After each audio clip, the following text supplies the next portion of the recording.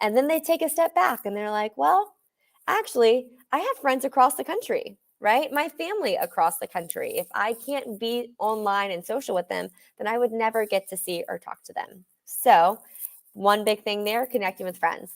Another positive effect is that it's easier to find news and information. They can meet others with same interests.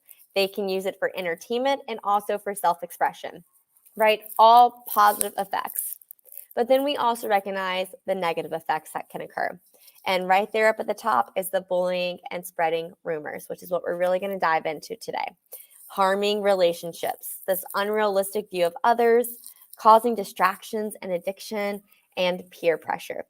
But by understanding that there are two sides to social media story, and with this positive and proactive approach, right, we can empower students to navigate social media in ways that's going to fuel their health, happiness, and future success. Obviously, with bullying, spreading rumors at the top of the negative effects, it's an issue that is at the top of mind for students. So now we're going to dive into what exactly can cyberbullying look like and what is the impact that it has on our students. With cyberbullying being something that many students can identify with, it's something that is increasing these challenges that you see on the screen here with our schools across the country.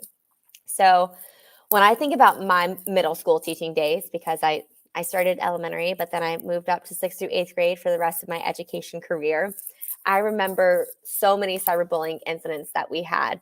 And a lot of them really stemmed from the Finstagrams, right? Those fake Instagram accounts that are spreading false information that was impacting others. One that I can think of specifically, it was our school and it was relationships. And so some students had put together this anonymous account and they were saying, so-and-so is dating this person or so-and-so is dating this person. And I remembered I had quite a few cheerleaders come up to me being like, my friendship's ruined because they said that I was dating her boyfriend or whatever it might be, right? And so I want you all to take a moment and look at these challenges and think about which ones you're seeing, right? Is it lower grades? Are you seeing lawsuits, increased anxiety, lower self-esteem, online drama? And whether it's one of these challenges or multiple of these challenges that are resonating with you, it's important to recognize that you are not alone, right? As I mentioned earlier, this is something that is growing in schools across the nation, across the world. So we're going to dive deeper into some of these statistics and what exactly cyberbullying is. So we're going to start us off here with the definition of cyberbullying, right? Cyberbullying is bullying that takes place over digital devices like cell phones, computers, and tablets. It can occur through SMS, text, apps, or online and social media forums, gaming, where people can view, participate in, or share content. So what does that mean, right? That means that cyberbullying can occur on Instagram. It can occur via texting. It can occur in email. It can occur even when playing Roblox, right? They have that ability to chat in Roblox. So Snapchatting, anything. So when we want to break this down, and I'm going to ask you all a trivia question, if you don't mind sharing your answers in the chat there.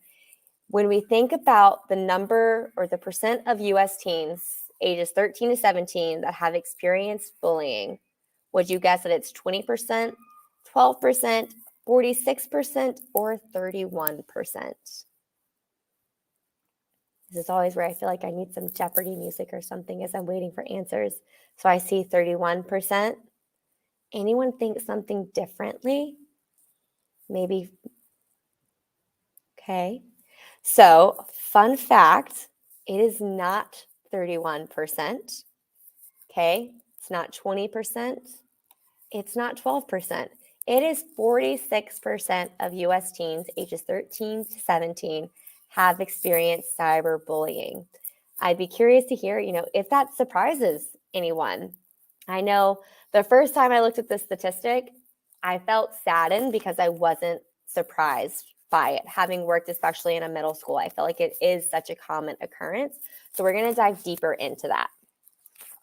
When we look at some more stats, again, they may or may not surprise you, but they really do provide this perspective on what students are experiencing. So the first stat we have here is 34% of students, 9 to 12 years old say that if they see cyberbullying, they don't know what to do. They don't know what actions to take, and they tend to just be bystanders, right? Thinking about that leads us to this next statistic, right? 81% of students say that they would be more likely to intervene when they see cyberbullying if they could do it anonymously. Makes sense, right? It's interesting to see this on two separate hands, because on one hand, we find that it is a lot easier to say things anonymously, right? Which can increase that cyberbullying. And at the same time, we'd be more likely to stand up for others if we could do that anonymously. We live in this world that is full of judgment of ourselves and of others. And a lot of time, we just want to be able to fit in. And so it becomes a tough choice for students to just stand up for what they think is right without this fear of putting themselves in a similar situation of someone that they're trying to help, right? This idea that, well, if I stand up for them, then they're just going to gang up on me. So thinking about those two things as students is what they're trying to decipher between. And then again, it's not an uncommon feeling or an irrational fear when 46% of teens are admitting that they've been bullied online. So I want to take it down to a lower grade level here, and we're looking at our 5th grade students. And we asked our students through our interactive curriculum, imagine your friend sends you a link to a YouTube video, and you begin watching this video, and someone starts using offensive language that makes you feel uncomfortable. What do you do? So if you're thinking about this question, think about it through your own lens or through the lens of a 5th grader. Which answer do you think would be the most popular? If I show our results here, we can see that 40% of the students who answered this question shared that they would tell their parents about the video and let them know how they handled it. You know, the next one is telling your friend that you're not really into those videos. And then the smallest amount of our students are saying that they would just quickly exit the video and not reply. So we've talked about some of those traditional ways that we've seen cyberbullying, and I want to talk about another form that we've seen increasing more and more as of recently. And this is this idea of cancel culture. So you may have heard of cancel culture, you may not have heard about cancel culture, but I want to show just some examples of this, right? So we have a Teen Vogue editor fired over decade-old tweets that she sent as a 17-year-old. I don't know how much you all are into following like entertainment news and things like that, but this is something that's becoming more and more prevalent. So people are finding old tweets, old posts, and they're resurfacing them. And it's what's happening is people are getting what we call canceled based on those results. We also have, San Francisco to rename 44 schools because of ties to racism and slavery. That's in San Francisco. I can say in my own hometown, the middle school I went to and another elementary school in our town also got renamed due to this same concern. We have, Seuss Enterprises announcing that it's going to stop publishing 6 of the Dr. Seuss books. And then, college students petitioning for the removal of Abraham Lincoln statue. Disney has to revamp their Jungle Cruise to eliminate these racial stereotypes. TikTok's 3 most followed creators had to issue apologies following backlash. So now people are using what has been posted on social media to cancel one another. And so if you don't know exactly what cancel culture is, I will say Merriam-Webster officially added cancel culture to the dictionary in 2021. Which is really showing that it is becoming more broadly accepted into our daily lives. And they define it as this practice or tendency of engaging in mass canceling as a way of expressing disapproval and exerting social pressure. So, here we have this interactive curriculum. We're getting all these insights from students. So who would I be if I didn't provide some additional student insights that we actually got from one of our Win at Social Live lessons directly about cancel culture? We found that 73% of 9th through 12th grade students said that cancel culture has come up in conversations with friends and family. That is almost 3/4 of those upper schoolmen who are experiencing or talking about cancel culture. 6% of 5th through 12th grade students believe that cancel culture is effective for holding others accountable, right? And then there's a 41% of those 5th through 12th grade students that are saying that they believe it creates more problems than it solves. So just like they look at social media and those positive and negatives, they're thinking about the same thing when it comes to cancel culture. Is it something that's beneficial for our society? Is it just another form of bullying, right? Or is it something that's supposed to be, helping us be better? And so some other examples that we have of cyberbullying that your students might be experiencing, spreading lies about someone or posting embarrassing photos without consent. That kind of goes back to my story at the beginning with that fake Instagram account that was matching people up. Another account was created that was just all about drama. And so they would just post any drama, quote unquote drama, that they knew of. There would be people, when I was in college, there was this confessional Twitter account, and people would share photos with the account, and that account would post them. And so no one had permission to post those photos. It wasn't like, someone could say, well, Chelsea gave me permission to post this, because it wasn't something that I knew of. Someone would have snapped a photo and they would have just sent it to stir the pot, create that drama. And all of these are examples of cyberbullying that could really hurt others or jeopardize reputations. Then we have sending hurtful, threatening, or abusive messages to someone. And this is a big one. And sometimes students don't even know what they're doing when they do it, right? A lot of times I would hear students say, it's just a joke. Like it doesn't matter. It's not that serious, right? Not truly understanding the impact that it can have on someone else. And that third example here, impersonating someone via fake accounts. So I am adult, right? I am long gone past my high school years, but I wanted to share a personal story that I experienced with this. And some of us may have heard of the app Tinder. And I remember one day I had a friend text me and they were like, Chelsea, I didn't know that you were on Tinder. And I was shocked and confused because I was not on Tinder. And so I was like, I don't know what you're talking about. And they're like, yeah, look, they sent me screenshots. And someone from my same hometown here in Raleigh, North Carolina, 10 miles away from me, had taken my photos from my Instagram account, and they had created this dating profile. And I was terrified. And I had no idea what this person might be saying to other people as they're pretending to be me. And I was fortunate that, nothing crazy happened to me. I was able to go to Tinder and I reported the account, and, they took it down for me. But that's not always the case. And I'm going to dive a little bit deeper into that from a real world, another example with a specific student. So here are more examples of cyberbullying, but I want to dive back into that impersonating accounts one. If you look at this first article here published by the Washington Post, title here, teen detained over school threats after classmate impersonates her on Instagram. So I was very intrigued by this and definitely had to read further. There was a 13-year-old teen who was detained in a juvenile detention center for 11 days because there were school threats after a classmate had impersonated her on Instagram. So they had to go through this process of proving it's not her account, that she had been framed. And not only did that affect her then, but it's something that continues to impact her today. We have another story with a teen being forced to move schools after being bullied on TikTok. And then there's this growing trend of revenge porn, which is this popular term used for, sexually explicit imagery that's stolen, shared, or otherwise distributed without the person's consent. And all of these are real life examples of cyberbullying, and also show that it doesn't only impact someone in the moment, but it can have this lifelong negative impact.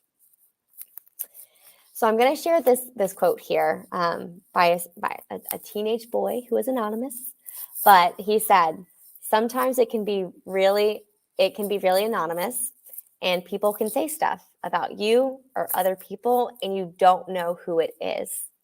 And when we experience this is something that increases that anxiety, that increases that depression, that increases this fear of being in school. And it's something that our students are experiencing, right? Again, going back to that 46%, that's just a statistic that I have such a hard time letting go, because it's showing that it's so prevalent. Almost half of our teenagers have at some point experienced cyberbullying if they're not still experiencing it now. And so when we think about what are the signs to look out for, right? How do we know if someone's experiencing cyberbullying, right? They might be showing this uneasy feeling, or they might be nervous about going to school, nervous about socializing with others. If they're being secretive about online accounts or social media, they don't want you to see something, right? That could be a sign. If they're losing interest in hobbies, things that they once loved doing, that is a sign to look out for. If they're withdrawing from friends and family and kind of taking a step away, if they are seeming angry or depressed, right? These are all signs that a student could be experiencing cyberbullying or bullying in general. And so this takes us to our second part of our webinar today, and that's modern strategies to empower students to cyberback and stand up, right? We've identified cyberbullying, but how do we empower our students to cyberback? And if you've never heard of the term cyberback before, it was actually a term coined by one of our student ambassadors that works with the Social Institute, and it's their way of saying, what's the opposite of cyberbullying? Well, cyberbacking. Let's stand up with each other, and how do we fight cyberbullying? And so when you're working with this with your students, you really want to take this comprehensive approach. And so what I'm going to explain to you today is what we have done here at the Social Institute, but it's also ways that you can kind of navigate these conversations as well. So when I say comprehensive approach, it's taking this idea that we are going to teach about character development, diversity, equity, and inclusion, leadership development, emotional intelligence, and also even looking at the impact of current events, right? These are all areas that can be built upon that is not only going to help them in the long run, but can even be specifically, pertaining to cyberbullying, right? All of these skills are necessary for students to be successful online and offline. What you're going to see on this outer corner is that we also weave in social media and tech, because we understand that this is the lens through which students are seeing their world, right? Cyberbullying wouldn't be such a prominent phenomenon if social media and tech wasn't embedded in the lives of our students, right? We wouldn't have cyberbullying without the ability to use technology.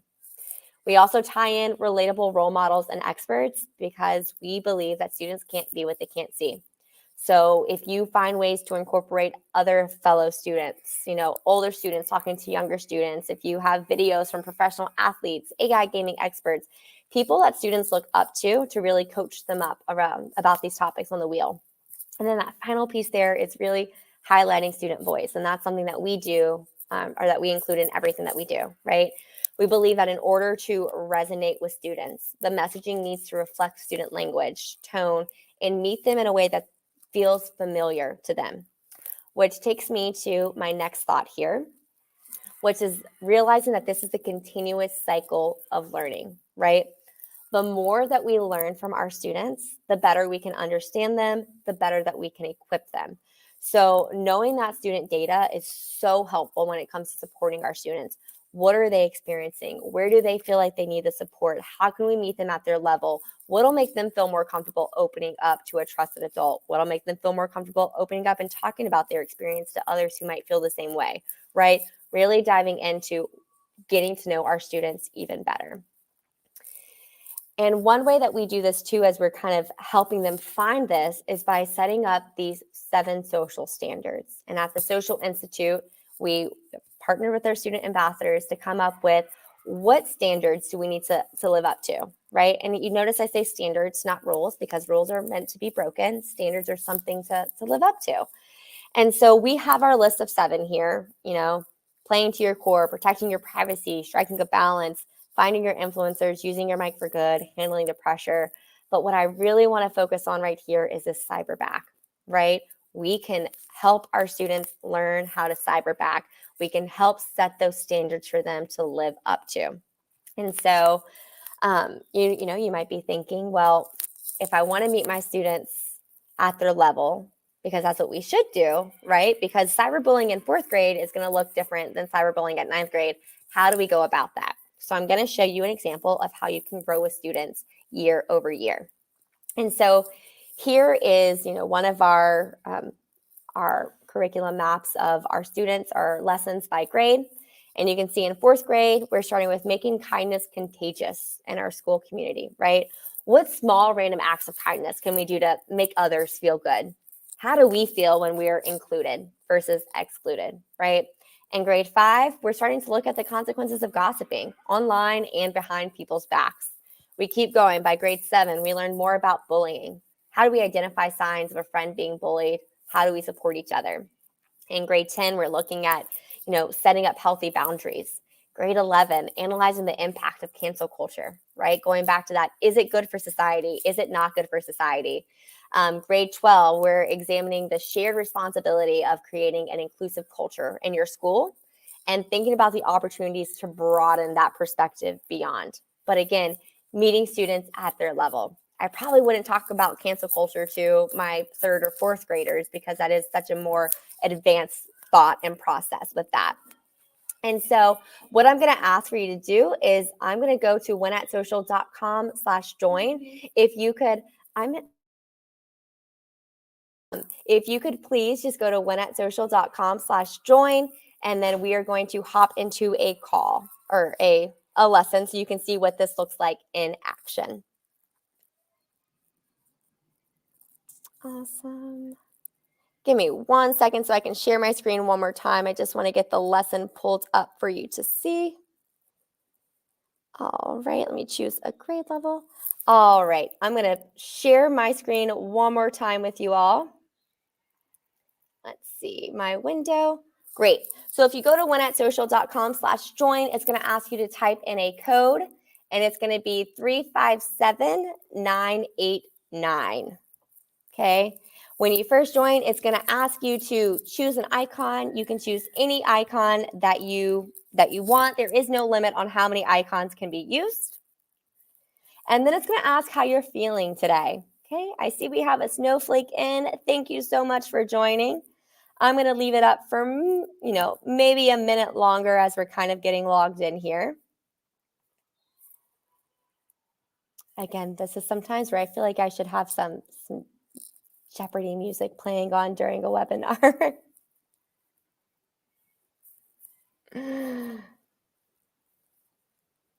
Awesome. I see someone else. Great. And for the sake of time, because I know we were at the halfway mark, I'm going to go ahead and hop in here. If you're like, wait, I still want to join, no worries. That code is going to stay there at the bottom, and it is also listed up on the screen for you. So I'm going to go ahead and click start. And we're going to talk about handling online hate with no tips for both and TikTok stars. So our question here is, ever heard of popular Minecraft gamer who always wore a mask? That's Dream. And in 2022, after 3 years, he finally showed everyone his face on YouTube. But a lot of people made mean comments about how he looked, so he took the video down. A year later, Dream talked about how sad the negative comments made him feel. Cyberbullying can hurt, even if you are a famous gamer. Whether or not you've been on the receiving end of cyberbullying, we all know bullying isn't okay. So, how can we stand up to online hate and help our peers? Let's dive in. So, as I scroll down, I'm going to go ahead and click Let's Do This. And we're going to start off with a trivia question. Okay. So, even famous gamers, TikTok stars, and big time athletes can get bullied online, just like normal students and grown-ups. Cyberbullying is when someone keeps being mean to someone else on the internet. And with screens everywhere, sometimes people say stuff without thinking about how it might hurt someone's feelings. What percent of students report seeing cyberbullying? 20%, 45%, 56%, or 60%? And again, this isn't how many have experience, it's how many report seeing cyberbullying. So I can see we've gotten some answers in here. Awesome, and we are locked in. So I can see we were split half and half, 20% and 45%, but really 60% of our students are sharing that they have at least seen cyberbullying. So it's something, again, this common occurrence. If we look at students across the world who have voted for this, you can see they're kind of split across the way as to what percent they think would say that. And then the next thing we have here is a quick video, and I'm gonna.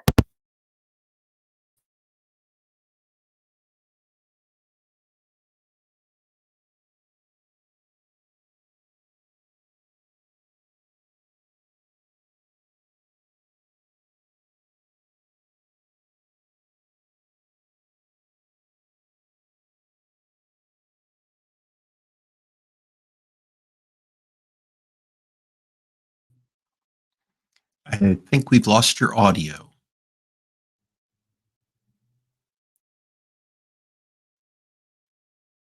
Can you hear me now?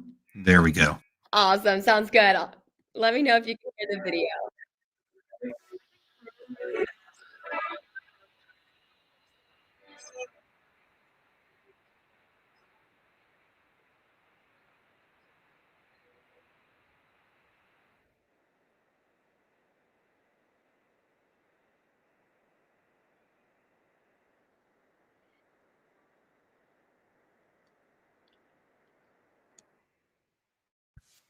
Okay. And it sounds like the video might not be playing through, which is totally fine. I'm sure some of you can read the captions, but I'll just summarize it, right? So we know TikTok is popular with our students, and giving them the opportunity to hear from TikTok stars, right? These people that they aspire to be, is a way for them to relate. And so we have the D'Amelio sisters, and they are talking about, when they've posted videos. If you don't know who they are, they used to post a lot of dance videos. Um, but they're going on to say, they got a lot of hate online. They heard, they were comments about their body shape, about their body type. And one thing that they were thinking is, these are people who are messaging me, and I'm just a teenager, and they're telling me that there's something wrong with me. And you can try to avoid it, and you can try to put it behind you, but it's hard. So they had to find new ways to cope with that. And she goes on to say, I started taking a dance class again, just as a way to step outside and find a way to kind of deal with that online hate that they were experiencing.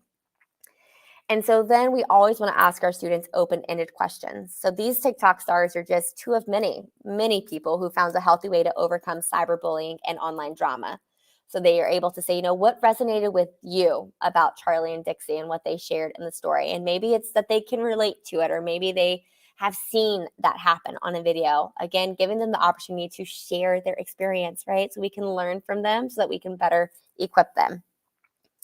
And then, what would you tell that Minecraft player Dream, that we heard about earlier? What if you were him, what would you do? If you were finally revealing your face and then you felt the need to take down a video because people were mean to you online, what would you do in that situation? So I'm going to give us another question here, a take your pick question. So chances are most of us have either experienced some form of bullying or witnessed it happening to someone else, whether it was online or in person. So how often do you see others being bullied? So now this time we're asking this question, and we're not just focused on that cyberbullying, right? We're focused on bullying in general. Do you see it daily? Do you see it weekly? Do you see it every few weeks? I rarely or never experience or witness bullying. And so you can think about this from your perspective, especially if you're, in that school building. Are you seeing bullying? Are you hearing about it? Or what you think your students are going to share? So I'll give you guys about 10 more seconds to put those answers in. All right. 5, 4, 3, 2, 1. All right. We're going to go ahead and lock those in again just for the sake of time. But as I'm looking here, I can see 50% of us voted daily, and then weekly and every few weeks. So when we go to look at how students across the world voted for this question, okay, we can see 31% said I rarely or never experience or witness bullying, right? And so it seems contradictory, because if we're having 46% of students saying that they are experiencing bullying, we're having, some students who are saying that they are, that they're seeing it on that daily basis, right? So this is where it kind of looks at how you can have the students with your own community, because it's going to vary community by community. So I can see, though, that 30%, the next highest number, was daily. We would have another video here, and this is Charlotte. I learned my lesson about my video, so I'll explain this one too. But Charlotte goes on here. I'll let you just see a quick snapshot of who it is. She's talking about experiences with cyberbullying. She's a senior. She's given her perspective, what she has experienced, and she shares, when I notice that my friends are withdrawing or I notice that my friends are angry or depressed, I always want to check in on them. I want to see what they're doing, how they're doing, what they're experiencing. And if I'm really worried, I'm going to go to a trusted adult to talk about my friend and what might be happening. And so again, this is a great way to let students hear from another student that they can relate to. I don't know how many times I was in the classroom and I'd give advice and my students would be like, oh, Miss Lopez, but you're old. You just don't get it. You don't know, right? I do know. I was their age at some point, but times have changed and they have these certain feelings. So it's a really good way to let them hear from other students. If you have older students, go and talk to the younger students about these or have those huddle questions with them. Another great way to kind of increase those leadership skills, but also allow them to, feel like they can relate to someone else. And also going back to those signs, what are those main signs that we see? And so then we hear, what are some signs that can mean someone is being bullied? If you think a friend or someone has experienced this, what are some ways that you can offer support? Giving this back to the students, letting them think about, if I see this, if my friends are experiencing this, how can I help support them? So I'm going to take us to our very last sprint here where we have a take your pick question. So imagine your friend realizes that someone made an anonymous social media account about them and is posting embarrassing videos with threatening captions. You tell your friend to ignore it, but it's really impacting them. What do? Do you tell your friend to screenshot, block, and report the anonymous account? Do you encourage them to talk with a trusted adult, whether that's a family, a teacher, a coach, or a counselor? Do you help them focus their attention on things they enjoy? Or do you give your friend the number for an anti-bullying helpline to talk anonymously with an expert, right? There is not necessarily a right or wrong answer here, but this is a way that you are giving students the opportunity to express their voice, to express their opinion, while also giving them different ideas to think about moving forward.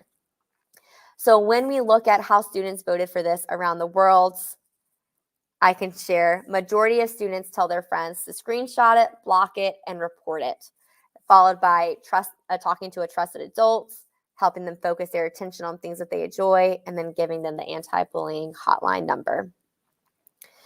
So one study found that nearly 90% of bullying happens in front of peers. Why do you think that percentage is so high, right? Giving students, again, this opportunity to think about their experience, think about experiences that they've seen, and why do we think that it happens in front of others? A lot of times when I have this conversation with students, they say, well, it's because kids want to seem cool, right? So they think that putting down others makes them cool. Those are conversations that you can have with your students. And then do you think people who feel happy, strong, capable, and appreciated are likely to hate on others? Why or why not? And that would be the end of that lesson. So I do appreciate you all, sticking through that and embracing that with me, to give you kind of examples of ways that you can have those open-ended questions with your students. And with that, I'm going to bring us back to that other presentation. Sorry, I'm going back and forth here.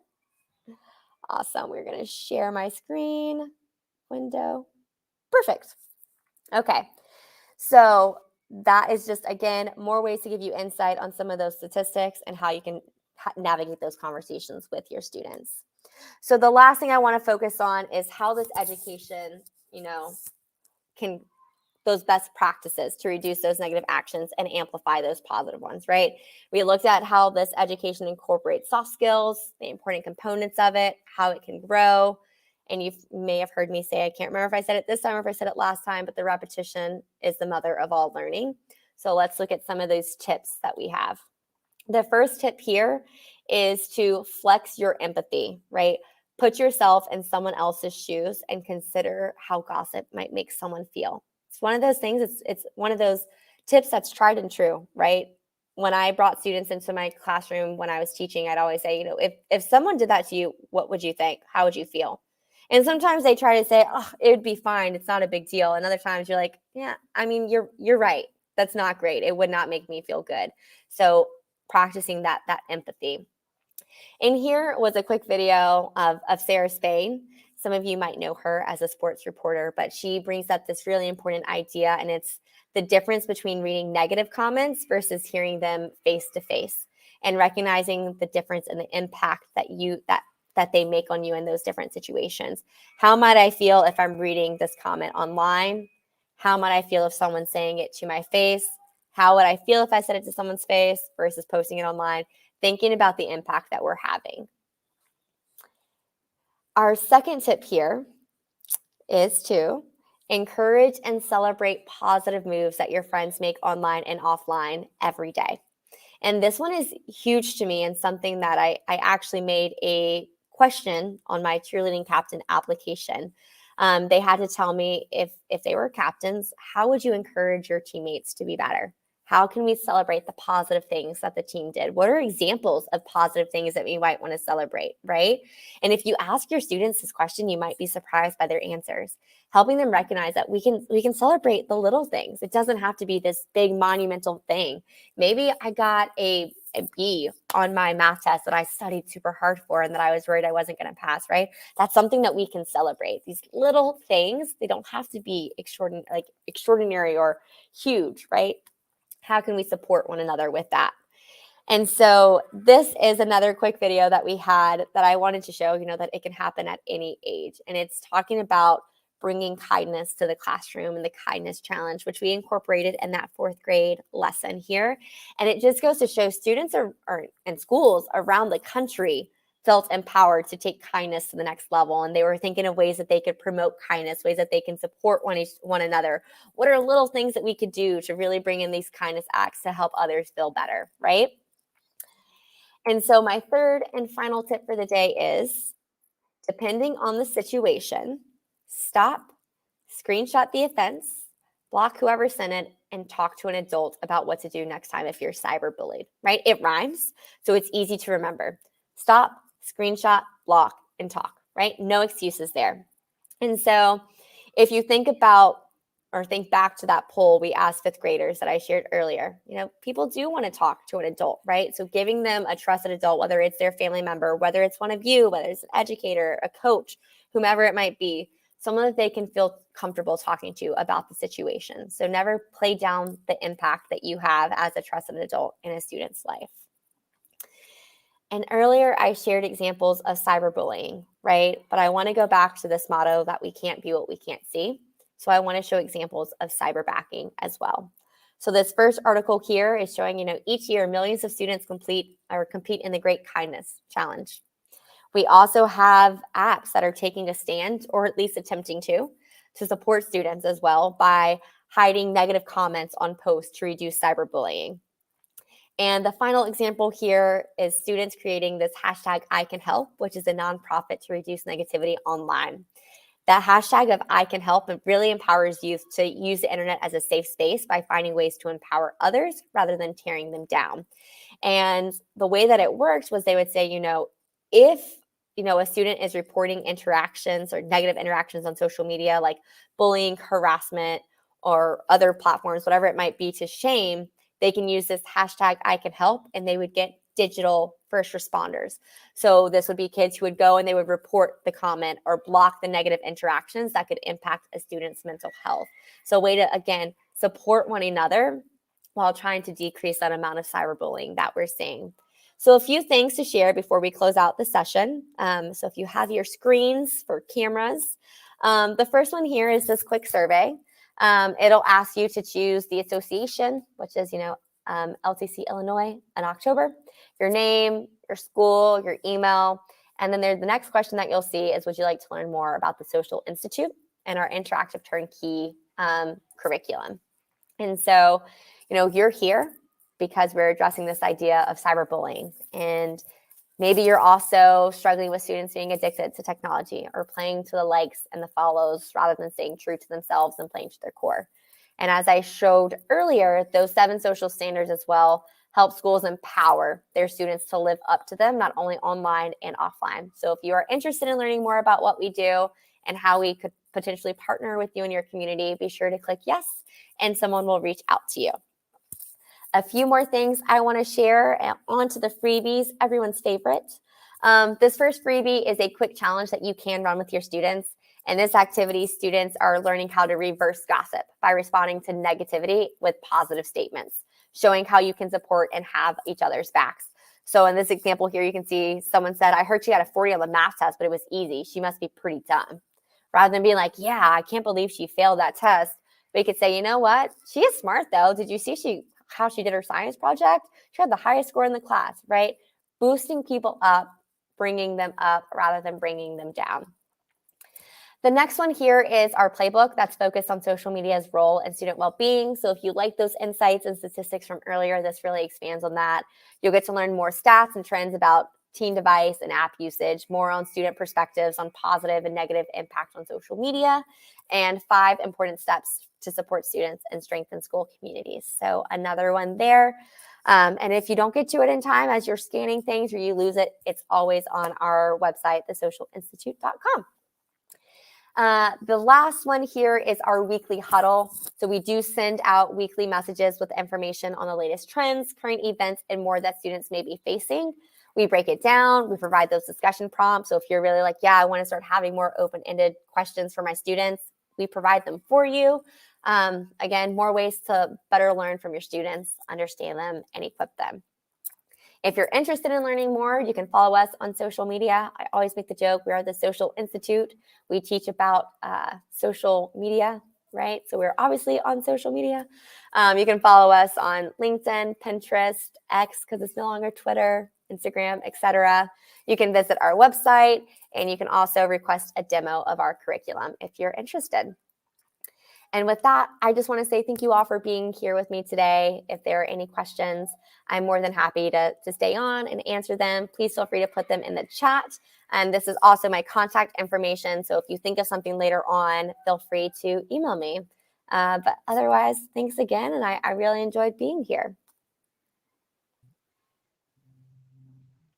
Well, and thank you for being here today, Chelsea. We appreciate you and the work that you're doing. This has been some great information. And let's see. Oh, and we have a link to the huddle that will that was in the comments, so we'll share that as well. I'd like to remind everyone, if you do have any questions or comments, please share those in the comments, either on the on YouTube or within StreamYard. Also, any of these links that you see in the banners today will be included in the show notes, in the description on that will accompany the YouTube recording. To find that, just visit youtube.com, search for @Learning Technology Center, all one word, and you should find us. Once you get there, click live and you'll find this recording. Let's see. We'll pause there for just a moment and see if we have any further comments or questions. Of course, happy to be here. Okay. Well, seeing no other comments or questions at this time, I think we'll sign off for the day. So thank you very much for your presentation and your wisdom today. Stay on the line for a few moments, and for the rest of us, we hope to see you back here for our next webinar in just a few weeks. Thanks, everyone.